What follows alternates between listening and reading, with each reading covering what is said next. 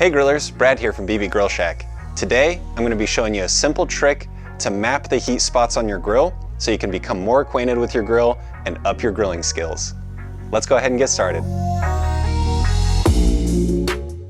Have you ever noticed that your grill has hot spots on the grilling surface that seem to be hotter than the other areas around them? Well, it turns out this is a really common issue, and most grills do have hot spots. It happens for various reasons, from grill design to heat baffle design to a bunch of other things. For example, in my griddle, there's 4 burners and they directly heat the griddle surface. So we can expect that there's going to be at least 4 hot spots, one above each of the burners. So what I want to show you guys today is a simple trick. One of my Eat the Mesquite barbecue team teammates sent it to me. His name is Alex, and it's a really cool trick to simply map the hot spots on your grill without using any big heavy equipment or thermometer mapping systems or infrared thermometers or anything like that. Just a real cheap, simple, easy method you could probably do with the stuff you have at home. Without further ado, all you need for this simple trick is your grill and some white bread.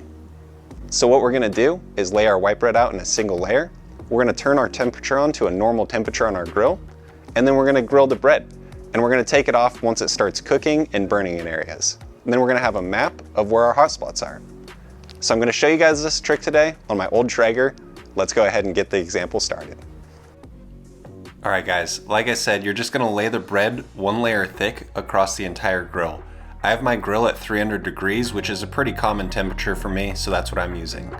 After about 2 minutes, the bread wasn't cooked at all. So after about 5 minutes, I took it off when it was starting to burn so that I could see my map and try to learn something from it.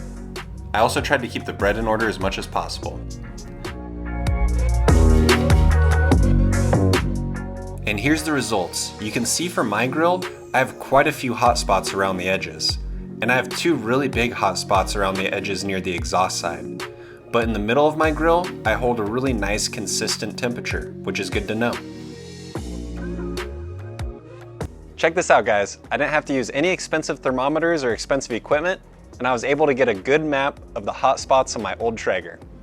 Now I'm going to be able to use this information not only in searing steaks or burgers or something like that, but also if I'm cooking a brisket or a pork belly, I know the colder spots or the non-hot spots in my grill, so I can keep those meats from burning while I cook them.